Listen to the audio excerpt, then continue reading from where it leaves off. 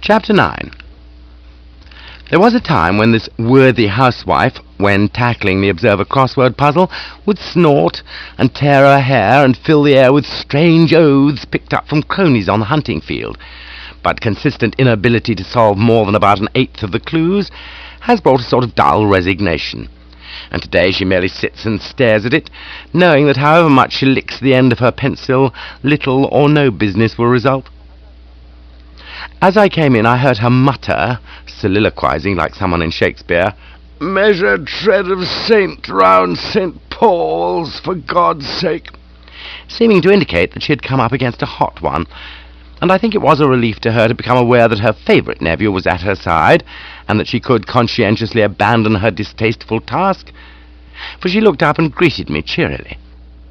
She wears tortoise-shell-rimmed spectacles for reading, which make her look like a fish in an aquarium. She peered at me through these. "Hello, my bounding Bertie." "Good morning, old ancestor." "Up already?" "I've been up some time." "Then why aren't you out canvassing? And why are you looking like something the cat brought in?" I winced. I had not intended to disclose the recent past, but with an aunt's perception she had somehow spotted that in some manner I had passed through the furnace, and she would go on probing and questioning till I came clean. Any capable aunt can give Scotland Yard inspectors strokes and bisques in the matter of interrogating a suspect, and I knew that all attempts at concealment would be fruitless. Or is it bootless? I would have to check with Jeeves. "I am looking like something the cat brought in because I'm feeling like something the CBI, I said. "Aged relative. I have a strange story to relate. Do you know a local blister of the name of Mrs. McCorkadale?" "Who lives in River Row?" "That's the one. She's a barrister. She looks it. You've met her?" "I've met her." "She's Ginger's opponent in this election." "I know. Is Mr. McCorkadale still alive?" "Died years ago. He got run over by a municipal tram." "Don't blame him. I'd have done the same myself in his place. It's the only course to pursue when you're married to a woman like that." "How did you meet her?" "I called on her to urge her to vote for Ginger," I said. And in a few broken words I related my strange story. It went well. In fact, it went like a breeze. Myself, I was unable to see anything humorous in it, but there was no doubt about its entertaining the blood relation. She guffawed more liberally than I'd ever heard woman guffaw. If there had been an aisle, she would have rolled in it. I couldn't help feeling how ironical it was that, having failed so often to be well received when telling a funny story, I should have aroused such gales of mirth with one that was so essentially tragic. While she was still giving her impersonation of a hyena, which has just heard a good one from another hyena, Spode came in, choosing the wrong moment as usual. One never wants to see Spode, but least of all when someone is having a hearty laugh at your expense. "I'm looking for the notes for my speech tomorrow," he said. "Hello, what's the joke?" Convulsed as she was, it was not easy for the ancestor to articulate, but she managed a couple of words. "It's Bertie." "Oh," said Spode, looking at me as if he found it difficult to believe that any word or act of mine could excite mirth, and not horror and disgust. "He's just been calling on Mrs. McCorkadale." "Oh?" "And asking her to vote for Ginger Winthrop." "Oh," said Spode again. I have already indicated that he was a compulsive sayer. "Well, it's what I would have expected of him." And with another look in which scorn and animosity were nicely blended, and a word to the effect that he might have left those notes in the summer house by the lake, he removed his distasteful presence. That he and I were not on Damon and Pythias terms seemed to have impressed itself on the aged relative. She switched off the hyena sound effects. "Not a bonhomous type, Spode." "No." "He doesn't like you." "No." "I don't think he likes me." "No," I said, and it occurred to me, for the Worcesters are essentially fair-minded, that it was hardly for me to criticize Spode's O's when my no's were equally frequent. "Why beholdest thou the mote that is in thy brother's eye, but considerest not the beam that is in thine own eye, Worcester?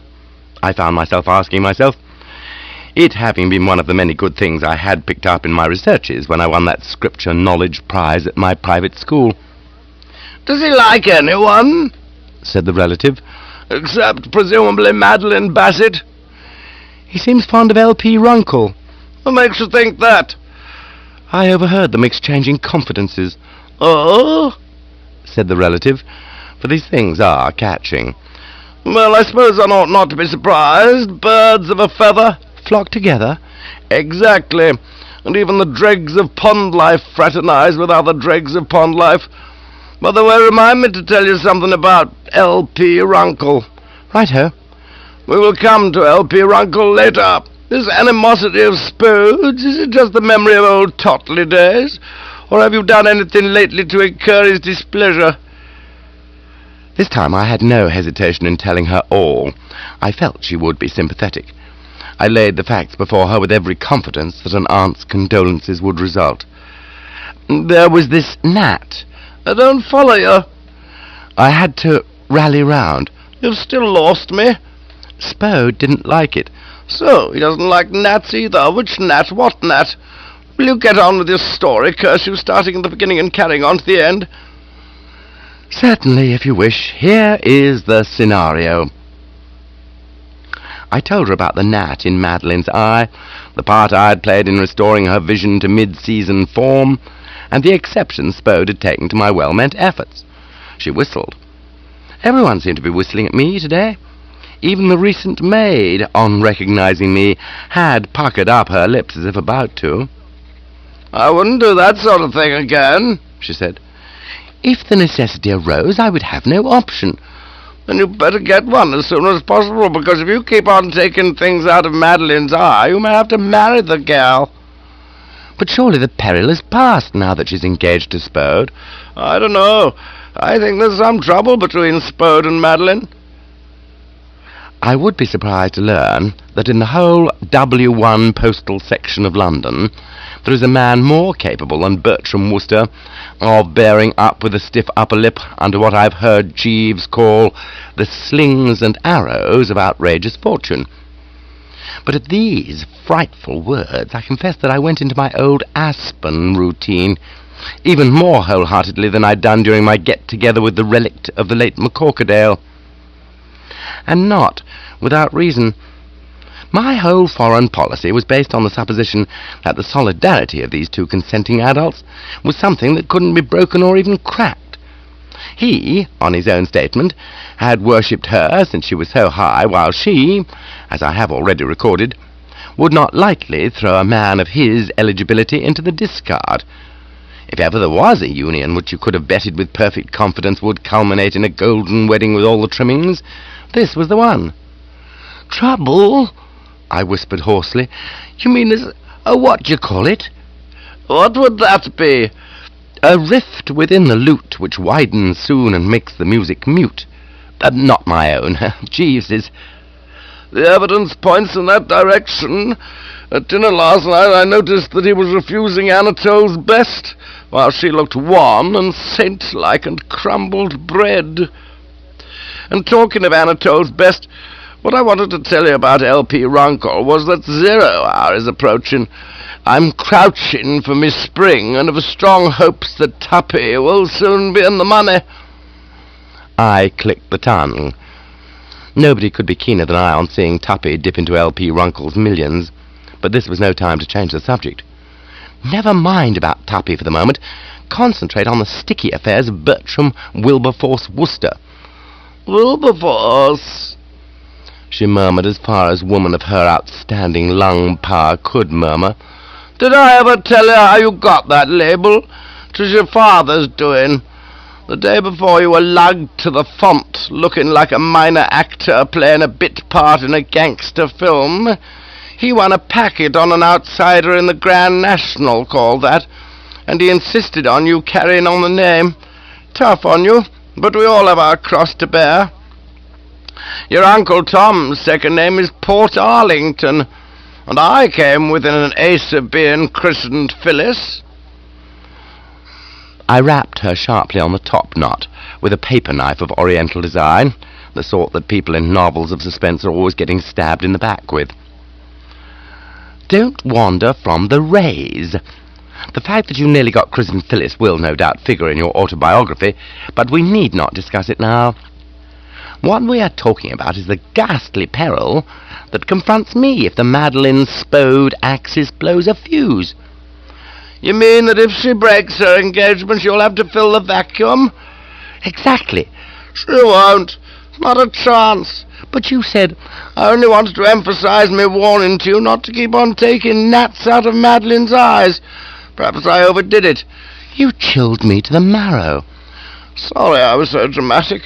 You needn't worry. They've only had a lover's tiff such as occurs with the mushiest couples. What about? How do I know?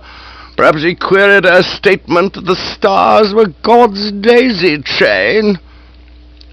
I had to admit that there was something in this theory. Madeline's breach with Gussie Fink-Knottle had been caused by her drawing his attention to the sunset, and saying sunsets always made her think of the blessed damozel leaning out from the gold bar of heaven. And he said, "Who?" And she said, "The blessed damozel." And he said, "Never heard of her," adding that sunsets made him sick, and so did the blessed damozel. A girl with her outlook would be bound to be touchy about stars and daisy chains. "It's probably over by now," said the ancestor. "All the same, you'd better keep away from the girl.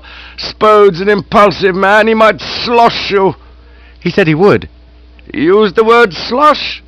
No, but he assured me he would butter me over the front lawn and dance on the remains with hobnailed boots. Yeah, much the same thing. So I would be careful if I were you. Treat her with distant civility. If you see any more gnats headed in her direction, hold their coats and wish them luck, but restrain the impulse to mix in. I will. Hope I've relieved your fears. You have, old flesh and blood. Then why the furrows in your brow? Oh, those. It's Ginger. What's Ginger? He's why my brow is furrowed. It shows how profoundly the thought of Madeline Bassett possibly coming into circulation again had moved me, that it was only now that I'd remembered Bingley and what he had said about the certainty of Ginger's finishing as an also-ran in the election. I burned with shame and remorse that I should have allowed my personal troubles to make me shove him down to the foot of the agenda paper in this scurvy manner. Long ere this I ought to have been inviting Aunt Dahlia's view on his prospects. Not doing so amounted to letting a pal down, a thing I pride myself on never being guilty of. Little wonder that I bead with S and R. I hastened to make amends, if those are what you make when you've done the dirty on a fellow you love like a brother. Did I ever mention a bloke called Bingley to you? If you did, I've forgotten. He was my personal attendant for a brief space when Jeeves and I differed about me playing the banjolele. That time when I had a cottage down at Chuffnell Regis. Oh, yes, he set it on fire, didn't he? While tight as an owl. It was burned to a cinder, as was my banjolele. I've got him placed now. What about him? He lives in Market Snodsbury. I met him this morning and happened to mention that I was canvassing for Ginger. If you can call it canvassing. And he told me I was wasting my time. He advised me to have a substantial bet on Marma Corkadale. He said Ginger hadn't an earthly. He's a fool. I must say I've always thought so, but he spoke as if he had inside information. What on earth information could he have? An election isn't a horse race where you get tips from the stable cats. I don't say it may not be a close thing, but Ginger ought to win all right. He has a secret weapon. Repeat that, if you wouldn't mind. I don't think I got it. Ginger defies competition because he has a secret weapon. Which is? Spode. Spode? My Lord Sidcup. Have you ever heard him speak? I did just now. In public, fool. Oh, in public. No, I haven't. He's a terrific orator, as I told you, and you've probably forgotten. This seemed likely enough to me. Spode at one time had been one of those dictators, going about at the head of a band of supporters in footer shorts, shouting, "Heil Spode!" And to succeed in that line, you have to be able to make speeches. You aren't fond of him, nor am I, but nobody can deny that he's eloquent.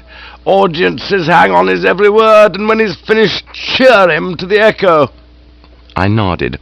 I'd had the same experience myself when singing the Yeoman's Wedding Song at village concerts. 2 or 3 encores sometimes. Even when I blew up in the words and had to fill in with ding dong, I hurry along. I began to feel easier in my mind. I told her this, and she said, You've what? You have put new heart into me, old blood relation, I said, ignoring the crack. You see, it means everything to him to win this election. Is he so bent on representing Market Snodsbury and the Westminster Menagerie? 'Tisn't that so much.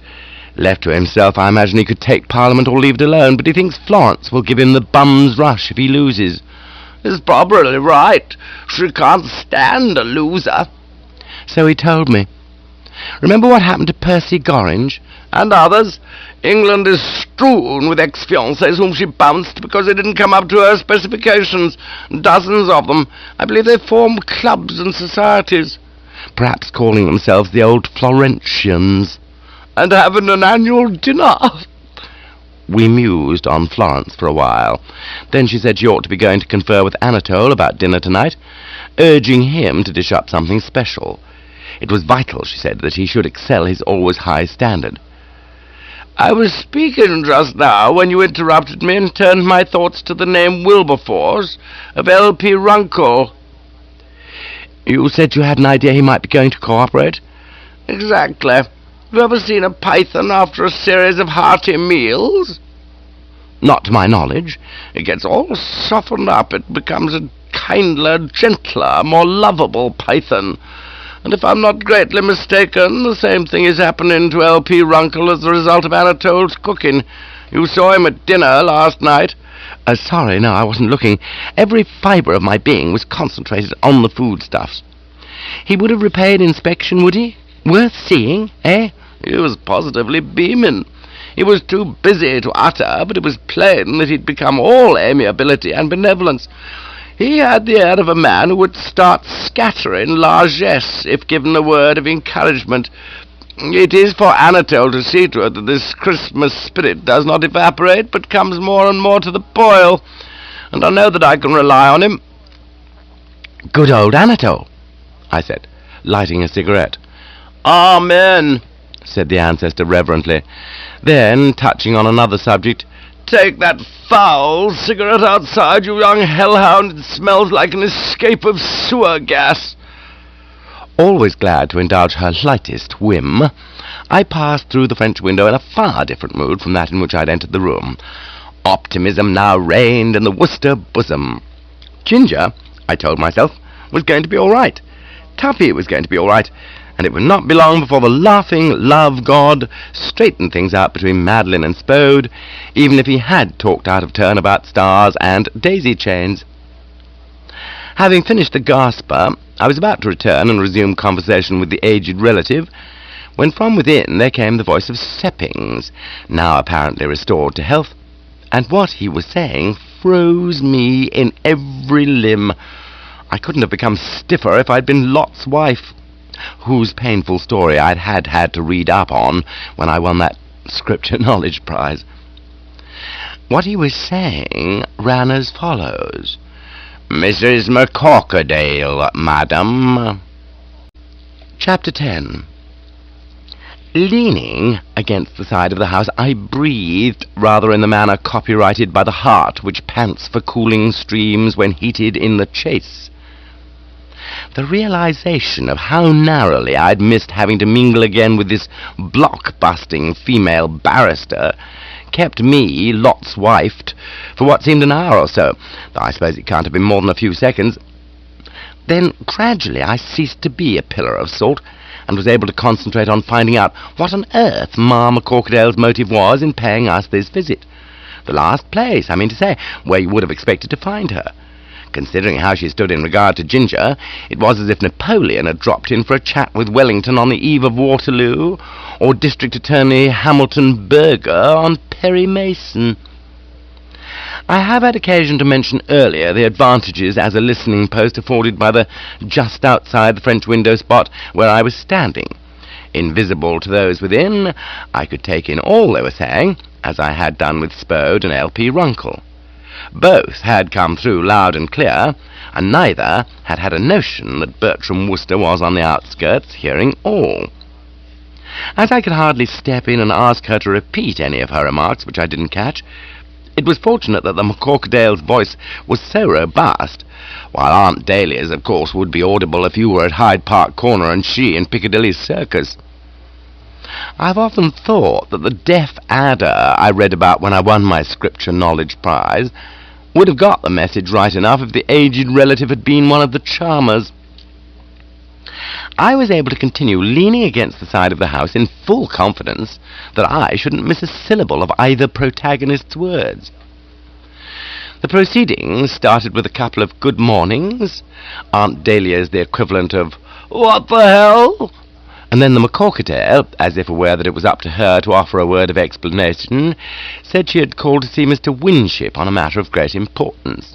"Is he in?" Here was a chance for the ancestor to get one up by retorting that he jolly well would be after the votes had been counted. But she let it go, merely saying, "No, he had gone out," and the McCorquodale said she was sorry. "I would have preferred to see him in person, but you, I take it, are his hostess, so I can tell you, and you will tell him."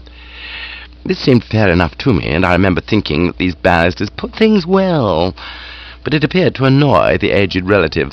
"I'm afraid I do not understand you," she said, and I knew she was getting steamed up, for if she'd been her calm self she would have said, "Sorry, I don't get you."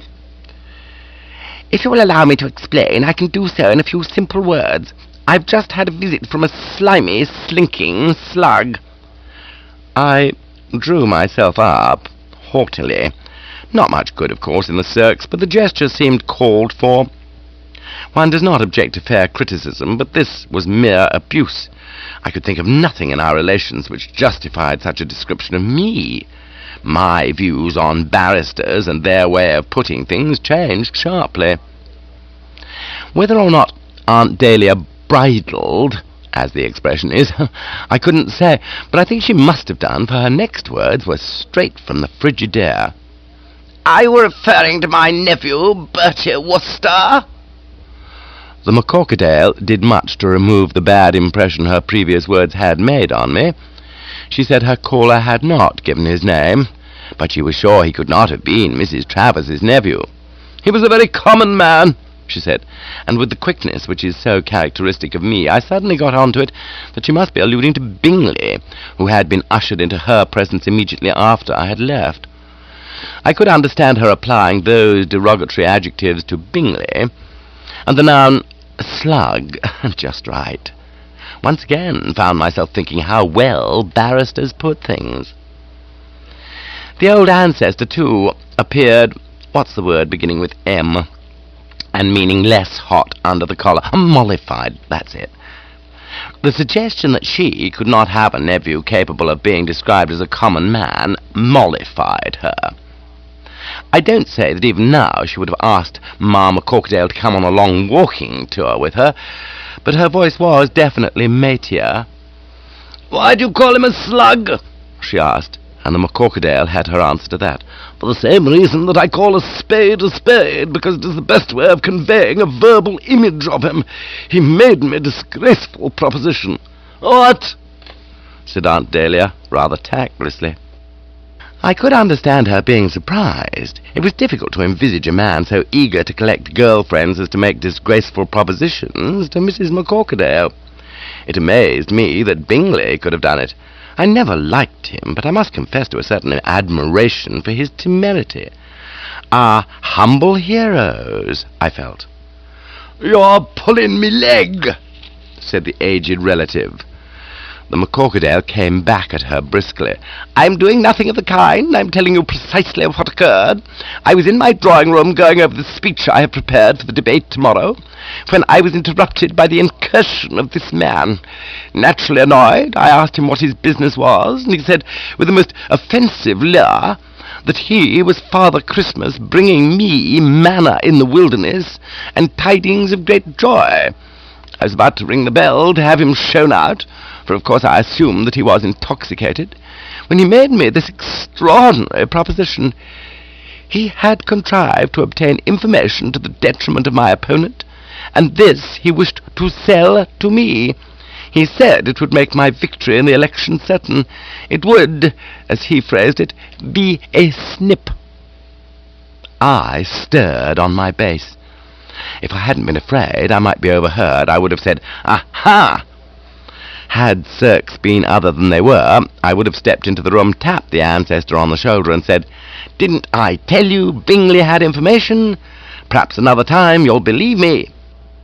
But as this would have involved renewing my acquaintance with a woman of whom I'd already seen sufficient to last a lifetime, it was not within the sphere of practical politics.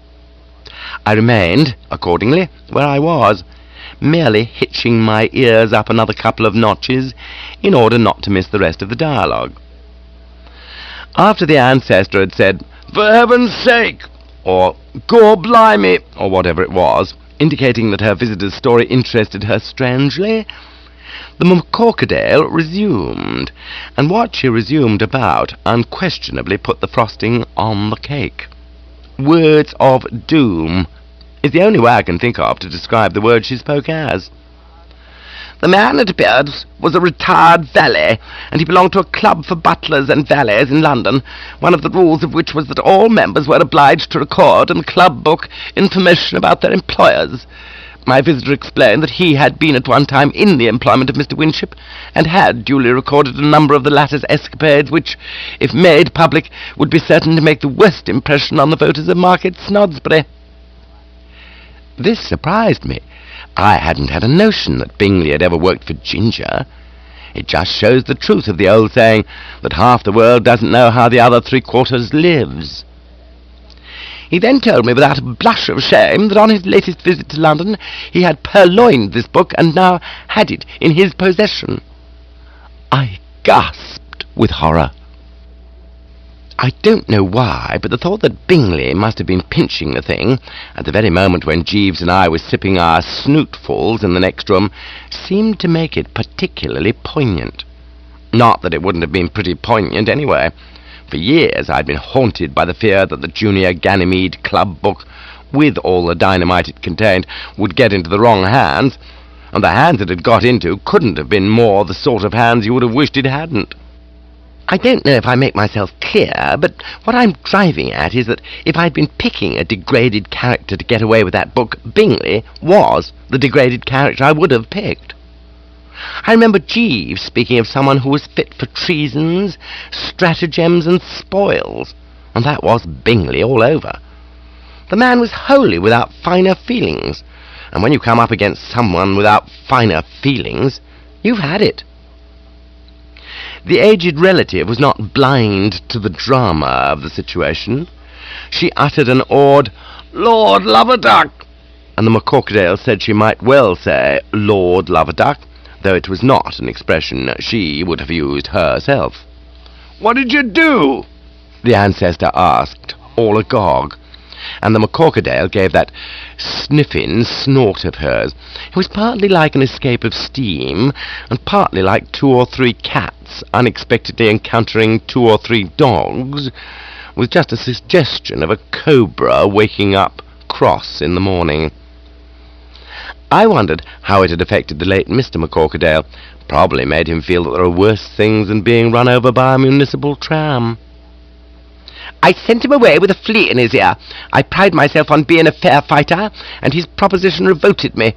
If you want to have him arrested, though I'm afraid I cannot see how it can be done, he lives at 5 Ormond Crescent. He appears to have asked my maid to look in and see his etchings on her afternoon off, and he gave her his address. But as I say, there would seem not to be sufficient evidence for an arrest. Our conversation was without witnesses, and he would simply have to deny possession of the book. A pity. I would enjoy seeing a man like that, hanged, drawn, and quartered." She snorted again, and the ancestor, who always knows what the book of etiquette would advise, came across with the soothing syrup. She said Mama Corkadale deserved a medal. I'm sure we're almost obliged to you. Not at all. It was splendid of you to turn the man down. As I said, I'm a fair fighter. Apart from your revulsion at his proposition, it must have been very annoying for you to be interrupted when you were working on your speech. Especially as, a few minutes before this person appeared, I had been interrupted by an extraordinary young man who gave me the impression of being half-witted. That would have been my nephew, Bertie Wooster. Oh, I beg your pardon. Quite all right. I may have formed a wrong estimate of his mentality. Our interview was very brief. I just thought it odd that he should be trying to persuade me to vote for my opponent. It's the sort of thing that would seem a bright idea to Bertie.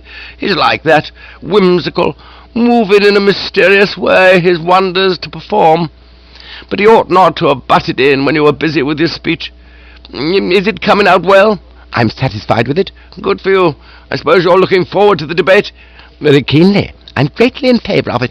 It simplifies things so much if the two opponents face one another on the same platform and give the voters a chance to compare their views, provided, of course, that both observe the decencies of debate. But I really must be getting back to my work. Just a moment. No doubt it was the word observe that had rung a bell with the ancestor. Do you do the Observer crossword puzzle by any chance? I solve it at breakfast on Sunday mornings. Not the whole lot. Oh, yes. Every clue? I've never failed yet. I find it ridiculously simple. Then what's all that song and dance about the measured tread of saints round St. Paul's? Oh, I guessed that immediately. The answer, of course, is pedometer. You measure tread with a pedometer. Dome, meaning St. Paul's, comes in the middle, and Peter, for St. Peter, round it. Very simple. Oh, very. Well, thank you. You've taken a great weight off my mind, said Aunt Dahlia, and they parted in complete amity, a thing I wouldn't have thought possible when Mama Corkadale was one of the partners.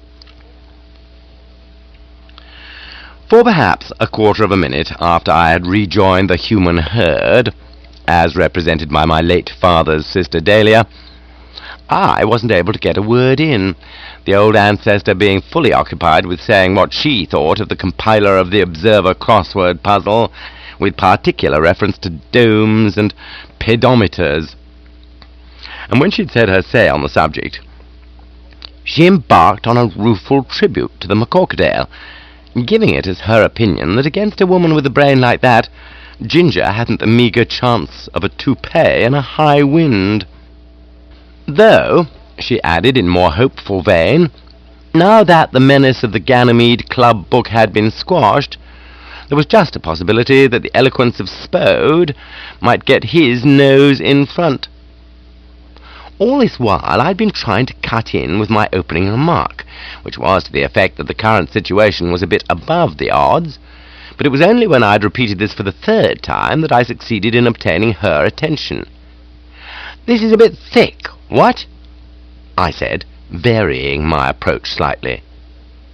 She seemed surprised, as if the idea had not occurred to her. Thick? "Well, isn't it?" "Why, if you were listening, you heard her say that, being a fair fighter, she had scorned the tempter and sent him away with a flea in his ear, which must be a most uncomfortable thing to have. Bingley was baffled." "Only for the nonce." "Nonsense." "Not nonsense, nonce, which isn't at all the same thing. I feel that Bingley, though crushed to earth, will rise again. How about it if he sold that book, with all its ghastly contents, to the Market Snodsbury Argus Intelligencer?"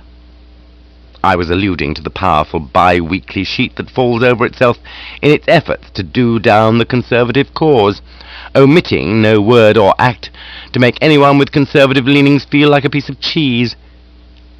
Coming out every Wednesday and Saturday with proofs of Ginger's past, I did not see how he could fail to give his candidature the left hook in the lower ribs. I put this to the old blood relation in no uncertain terms. I might have added that that would wipe the silly smile off her face, but there was no necessity. She saw at once that I spoke sooth, and a crisp hunting-field expletive escaped her. She goggled at me with all the open dismay of an aunt who has inadvertently bitten into a bad oyster. "I never thought of that." "Give it your attention now." "Those Argus intelligence hounds stick at nothing." "The sky is notoriously their limit." "Did you tell me Ginger had done time?" "I said he was always in the hands of the police on boat race night, and of course on rugger night." "What's rugger night?" "The night of the annual rugby football encounter between the universities of Oxford and Cambridge. Many blithe spirits get even more effervescent then than when celebrating the boat race. Ginger was one of them." "He really got jugged?" "Invariably. His practice of pinching policemen's helmets ensured this. Released next morning on payment of a fine, but definitely after spending the night in a dungeon cell." There was no doubt that I had impressed on her the gravity of the situation. She gave a sharp cry, like that of a stepped-on dachshund, and her face took on the purple tinge it always assumes in moments of strong emotion. "This does it!" "Fairly serious, I agree." "Fairly serious? The merest whisper of such goings-on will be enough to alienate every voter in the town. Ginger's done for." "You don't think they might excuse him because his blood was young at the time?" "Not a hope. They won't be worrying about his ruddy blood. You don't know what these blighters here are like. Most of them are chapel folk with a moral code that would have struck Torquemada as too rigid." "Torquemada?" "The Spanish Inquisition man." "Oh, that Torquemada." "How many Torquemadas did you think there were?" I admitted that it was not a common name, and she carried on. "We must act." "But how?" "Or rather, you must act. You must go to this man and reason with him." I hummed a bit at this. I doubted whether a fellow with Bingley's lust for gold would listen to reason. "What shall I say?" "You'll know what to say." "Oh, shall I?" "Appeal to his better instincts." "He hasn't got any." "Now, don't make difficulties, Bertie. That's your besetting sin, always arguing. You want to help Ginger, don't you?" "Of course I do." "Very well, then." When an aunt has set her mind on a thing, it's no use trying to put in a noli prosequi. I turned to the door. Halfway there, a thought occurred to me. I said, "How about Jeeves?" "What about him?" "We ought to spare his feelings as far as possible. I repeatedly warned him that that club book was high-level explosive and ought not to be in existence. What if it fell into the wrong hands?" I said, and he said it couldn't possibly fall into the wrong hands, and now it has fallen into about the wrongest hands it could have fallen into. I haven't the heart to say, "I told you so," and watch him writhe with shame and confusion. You see, up till now, Jeeves has always been right. His agony on finding that he has at last made a floater will be frightful. I shouldn't wonder if he might not swoon. I can't face him. You'll have to tell him." "Yes, I'll do it." "Try to break it gently." "I will. When you were listening outside, did you get this man Bingley's address?" "I got it." "Then off you go." So, off I went. Chapter 11. Considering how shaky was his moral outlook, and how marked his tendency to weave low plots at the drop of a hat, you would have expected Bingley's headquarters to have been one of those sinister underground dens, lit by stumps of candles stuck in the mouths of empty beer bottles, such as abound, I believe, in places like Whitechapel and Limehouse. But no, number 5 Ormond Crescent turned out to be quite an expensive-looking joint, with a nice little bit of garden in front of it, well supplied with geraniums, bird baths, and terracotta gnomes. The sort of establishment that might have belonged to a blameless retired colonel or a saintly stockbroker. Evidently his late uncle hadn't been just an ordinary small-town grocer, weighing out potted meats and raisins to a public that had to watch the pennies, but something on a much more impressive scale. I learned later that he had owned a chain of shops, one of them as far afield as Birmingham, and why the ass had gone and left his money to a chap like Bingley is more than I can tell you. though the probability is that Bingley, before bumping him off with some little-known Asiatic poison, had taken the precaution of forging the will. On the threshold, I paused. I remember in my early days at the private school where I won my Scripture Knowledge Prize, Arnold Abney, M.A., the headmaster, would sometimes announce that he wished to see Wooster in his study after morning prayers, and I always halted at the study door, a prey to uneasiness and apprehension, not liking the shape of things to come. It was much the same now. I shrank from the impending interview, but whereas in the case of A. Abney my disinclination to get things moving had been due to the fear that the proceedings were going to lead up to 6 of the best from a cane that stung like an adder, with Bingley it was a natural reluctance to ask a favour of a fellow I couldn't stand the sight of. I wouldn't say the Woosters were particularly proud, but we do rather jib at having to grovel to the scum of the earth. However, it had to be done, and as I heard Jeeves say once, if it twere done, then twere well twere done quickly, stiffening the sinews and summoning up the blood, to quote another of his gags. I pressed the bell.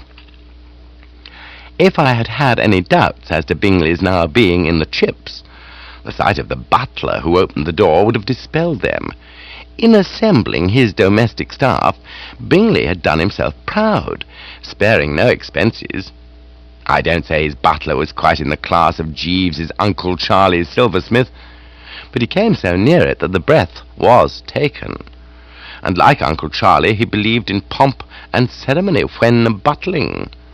I asked him if I could see Mr. Bingley, and he said coldly that the master was not receiving. I think he'll see me. I'm an old friend of his. I will inquire. Your name, sir? Mr. Wooster. He pushed off to return some moments later to say that Mr. Bingley would be glad if I would join him in the library, speaking in what seemed to be a disapproving voice, as though to suggest that while he was compelled to carry out the master's orders, however eccentric, he would never have admitted a chap like me if it had been left to him. "If you would step this way, sir," he said haughtily. What with one thing and another, I had rather got out of touch lately with that "if you would step this way, sir" stuff, and it was in a somewhat rattled frame of mind that I entered the library and found Bingley in an armchair with his feet up on an occasional table. He greeted me cordially enough, but with that touch of the patronizing so noticeable at our 2 previous meetings. "Ah, Wooster, me dear fellow, come in. I told Bastable to tell everyone I was not at home, but of course you're different. Always glad to see an old pal. And what can I do for you, Wooster?" I had to say for him that he had made it easy for me to introduce the subject I was anxious to discuss. I was about to get going when he asked me if I would like a drink. I said, "No, thanks," and he said, in an insufferably smug way, that I was probably wise. "I often thought when I was staying with you at Chufnell Regis that you drank too much, Wooster. Remember how you burned that cottage down? A sober man wouldn't have done that. You must have been stewed to the eyebrows, cocky." A hot denial trembled on my lips. I mean to say, it's a bit thick to be chided for burning cottages down by the very chap who put them to the flames. But I restrained myself. The man, I reminded myself, had to be kept in with. If that was how he remembered that night of terror at Chufnell Regis, it was not for me to destroy his illusions. I refrained from comment, and he asked me if I would like a cigar. When I said I wouldn't, he nodded like a father pleased with a favourite son. "I'm glad to see this improvement in you, Wooster. I always thought you smoked too much. Moderation in all things, that's the only way. But you were going to tell me why you came here. Just for a chat about old times, was it?" "It's with ref to that book you pinched from the Junior Ganymede." He'd been drinking a whisky and soda as I spoke, and he drained his glass before replying. "I wish you wouldn't use that word pinch," he said, looking puff-faced. It was plain that I had given offence. "I simply borrowed it because I needed it in my business. They'll get it back all right." "Mrs. McCorquodale told my aunt you tried to sell it to her." His annoyance increased. His air was that of a man compelled to listen to a tactless oaf who persisted in saying the wrong thing. "Not sell. I would have had a clause in the agreement saying that she was to return it when she'd done with it. The idea I had in mind was that she would have photostatic copies made of the pages dealing with young Winship without the book going out of my possession. But the deal didn't come off. She wouldn't cooperate. Fortunately, I have other markets. It's the sort of property there'll be a lot of people bidding for. But why are you so interested, old man? Nothing to do with you, is it?" "I'm a pal of Ginger Winship's." "And I've no objection to him myself.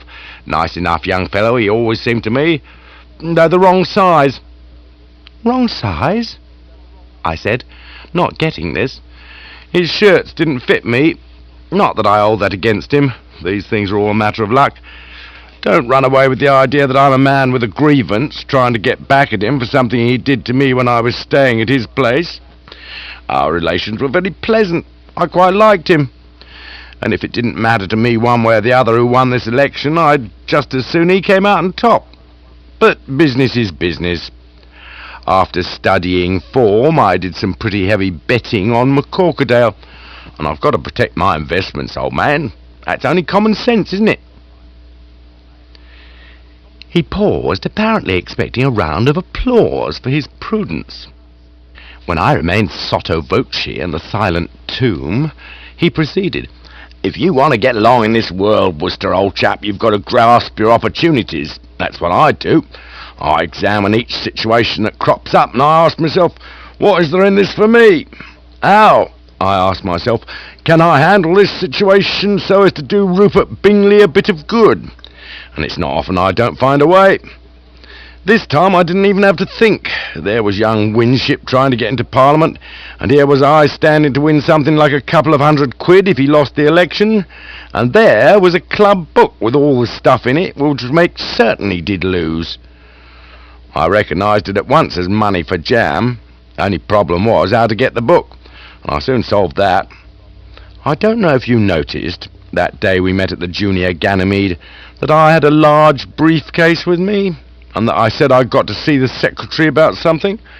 Well, what I wanted to see him about was borrowing the book, and I wouldn't have to find some clever way of getting him looking the other way while I did it, because I knew he'd be out to lunch. So I popped in, popped the book in the briefcase, and popped off. Nobody saw me go in, nobody saw me come out. The whole operation was like taking candy from a kid. There are some stories which fill a man of sensibility with horror, repugnance, abhorrence, and disgust. I don't mean anecdotes like the one Cat's Meat Potter Purbright told me at the Drones. I am referring to loathsome revelations, such as the bit of autobiography to which I had just been listening. To say that I felt as if the Worcester soul had been spattered with mud by a passing car would not be putting it at all too strongly. I also felt that nothing was to be gained by continuing this distasteful interview. I had had some idea of going into the possibility of Aunt Agatha's reading the contents of the club book and touching on the doom, desolation, and despair, which must inevitably be my portion if she did, but I saw that it would be fruitless or bootless. The man was without something, and pity. Ruth, would it be? I know it begins with R, and would simply have given me the horse's laugh. I was now quite certain that he had murdered his uncle and forged the will. Such a performance to such a man would have been mere routine. I turned accordingly to the door, but before I got there he stopped me, wanting to know if, when coming to stay with Aunt Dahlia, I had brought Reggie Jeeves with me. I said I had, and he said he would like to see old Reggie again. "What a cough drop," he said mirthfully. The epithet was strange to me, but weighing it, and deciding that it was intended to be a compliment and a tribute to his many gifts, I agreed that Jeeves was, in the deepest and truest sense, a cough drop. Tell Bastable as you go out that if Reggie calls, to send him up, but nobody else. Right-ho. Good man, Bastable. He places my bets for me. Which reminds me, have you done as I advised and put a bit on Marma Corkadale for the Market Snodsbury Stakes? No. Do it without fail, Worcester old man. You'll never regret it. It'll be like finding money in the street. I wasn't feeling any too good as I drove away. I have described my heart-bowed downness on approaching the Arnold Abney's study door after morning prayers in the days when I was in statu pupillare, as the expression is, and I was equally apprehensive now as I faced the prospect of telling the old ancestor of my failure to deliver the goods in the matter of Bingley. I didn't suppose that she would give me 6 of the best, as A. Abney was so prone to do, but she would certainly not hesitate to let me know she was displeased. Aunts, as a class, are like Napoleon, if it was Napoleon. They expect their orders to be carried out without a hitch, and don't listen to excuses. Nor was I mistaken. After lunching at a pub, in order to postpone the meeting as long as possible, I returned to the old homestead and made my report, and was unfortunate enough to make it while she was engaged in reading a Rex Stout, in the hardcover, not a paperback. When she threw this at me with the accurate aim which years of practice have given her, its sharp edge took me on the tip of the nose, making me blink not a little. I might have known you'd mess the whole thing up, she boomed. Not my fault, aged relative, I said. I did my best, than which, I added, no man can do more. I thought I had her there, but I was wrong. It was the sort of line which can generally be counted on to soothe the savage breast, but this time it laid an egg. She snorted. Her snorts are not the sniffing snorts snorted by Marma Corkadale. They resemble more an explosion in the larger type of ammunition dump, and they send strong men rocking back on their heels as if struck by lightning. How do you mean you did your best? You don't seem to me to have done anything. Did you threaten to have him arrested?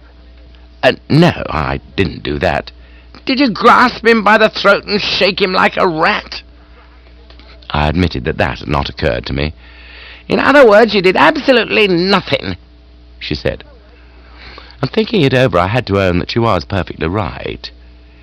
It's funny how one doesn't notice these things at the time.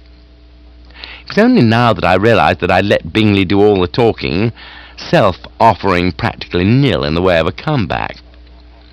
I could hardly have made less of a contribution to our conversation if I had been the deaf adder I mentioned earlier.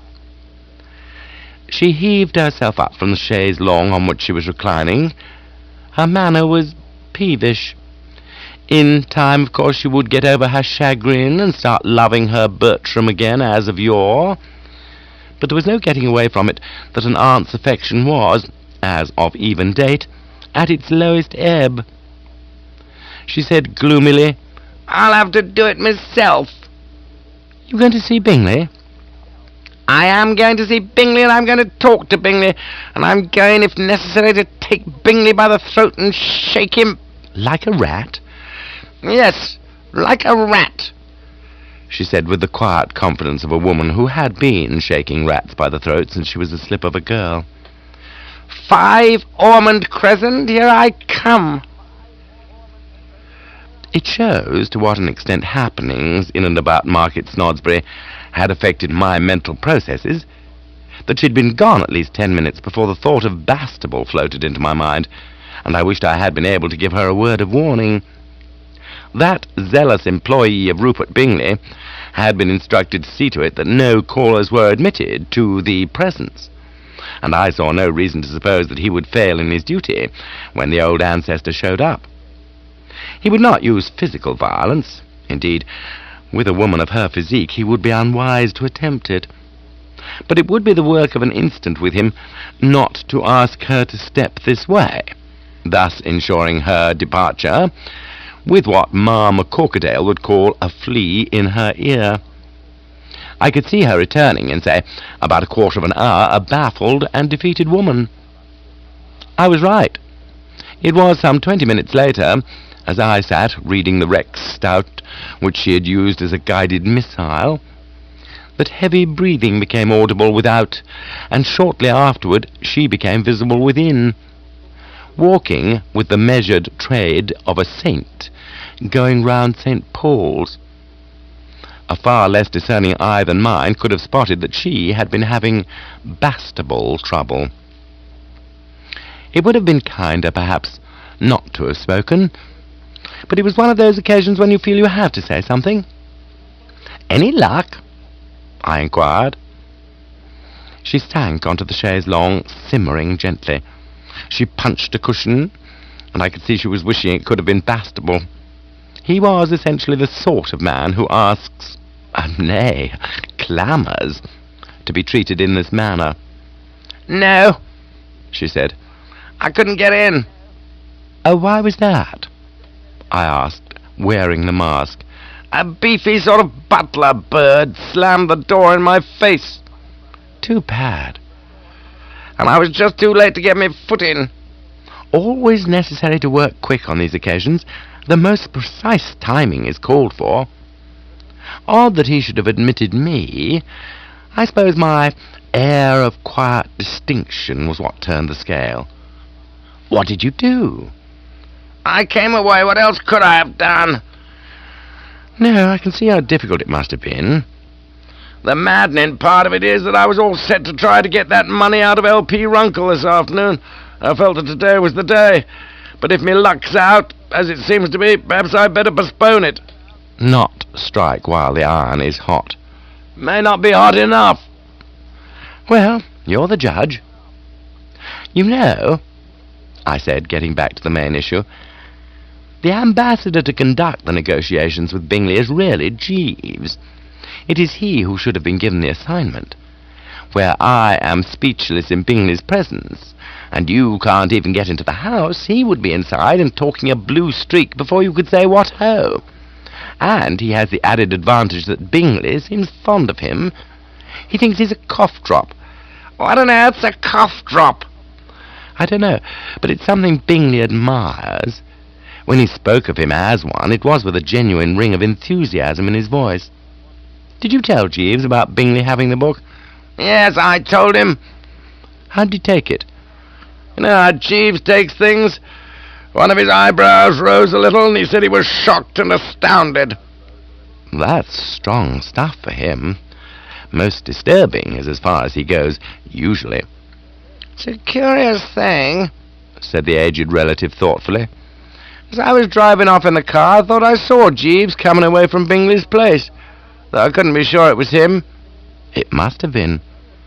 His first move on getting the lowdown from you about the book would be to go and see Bingley. I wonder if he's back yet." "Not likely. I was driving, he was walking. There wouldn't be time." "I'll ring for Seppings and ask." "Oh, Seppings," I said, when he answered the bell. "Is Jeeves downstairs?" "No, sir. He went out and has not yet returned." "When he does, tell him to come and see me, will you?" "Very good, sir." I thought of asking if Jeeves, when he left, had had the air of a man going to number 5 Ormond Crescent, but decided that this might be trying Seppings too high, so let it go. He withdrew, and we sat for some time talking about Jeeves. Then, feeling that this wasn't going to get us anywhere, and that nothing constructive could be accomplished till he returned, we took up again the matter of L.P. Runkle. At least the aged relative took it up, and I put the question I'd been wanting to put at an earlier stage. "You say," I said, "that you felt today was the day for approaching him. What gave you that idea?" "The way he tucked into his lunch and the way he talked about it afterward. Lyrical was the only word for it, and I wasn't surprised. Anatole had surpassed himself." "The suprême de foie gras au champagne?" "And the neige au Pelle des Alpes." I heaved a silent sigh, thinking of what might have been. The garbage I had had to insult the Worcester stomach with at the pub had been of a particularly lethal nature. Generally, these rural pubs are all right in the matter of browsing, but I had been so unfortunate as to pick one run by a branch of the Borgia family. The thought had occurred to me as I ate that if Bingley had given his uncle lunch there one day, he wouldn't have had to go to all the bother and expense of buying little-known Asiatic poisons. I would have told the old relative this, hoping for sympathy, but at this moment the door opened and in came Jeeves, opening the conversation with that gentle cough of his that sounds like a very old sheep clearing its throat on a misty mountain top. He said, "You wish to see me, sir?" He couldn't have had a warmer welcome if he'd been the prodigal son whose life story I'd had to bone up when I won that Scripture Knowledge Prize. The welkin, what there was of it in the drawing-room, rang with our excited yappings. "Come in, Jeeves," bellowed the aged relative. "Yes, Jeeves, come in," I cried. "We were waiting for you with what?" "Bated breath," said the ancestor. "That's right, with a bated breath and tense, quivering nerves, not to mention twitching muscles and bitten fingernails. Tell me, Jeeves, was that you I saw coming away from 5 Ormond Crescent about an hour ago?" "Yes, madam." "You had been seeing Bingley?" "Yes, madam." "About the book?" "Yes, madam." "Did you tell him he had jolly well got to return it?" "No, madam." "Then why on earth did you go to see him?" "To obtain the book, madam." "But you said you didn't tell him." "There was no necessity to broach the subject, madam. He had not yet recovered consciousness. If I might explain. On my arrival at his residence, he offered me a drink, which I accepted. He took one himself. We talked for a while of this and that. Then I succeeded in diverting his attention for a moment, and while his scrutiny was elsewhere, I was able to insert a chemical substance in his beverage, which had the effect of rendering him temporarily insensible. I thus had ample time to make a search of the room. I had assumed that he would be keeping the book there, and I had not been in error. It was in a lower drawer of the desk. I secured it, and took my departure.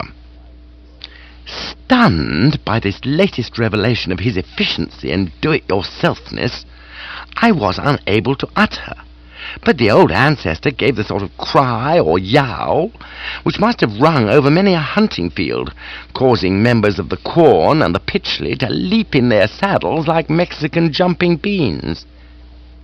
"You mean you slipped him a Mickey Finn?" "I believe that is what they are termed in the argot, madam." "Do you always carry them about with you?" "I am seldom without a small supply, madam." "Never know when they won't come in handy, eh?" "Precisely, madam. Opportunities for their use are constantly arising." "Well, I can only say thank you. You've snatched victory from the jaws of defeat." "It is kind of you to say so, madam." "Much obliged, Jeeves." "Not at all, madam." I was expecting the aged relative to turn to me at this point and tick me off for not having had the sense to give Bingley a Mickey Finn myself, and I knew, for you cannot reason with aunts, that it would be no use pleading that I hadn't got any, but her jocund mood caused her to abstain. Returning to the subject of L.P. Runkle, she said this had made her realize that her luck was in, after all, and she was going to press it. "I'll go and see him now," she yipped, "and I confidently expect to play on him as on a stringed instrument. Out of me way, young Bertie," she cried, heading for the door, "or I'll trample you to the dust. Yoicks!" she added, reverting to the patois of the old hunting days. "Tally-ho! Gone away! Hard forward!" or words to that effect.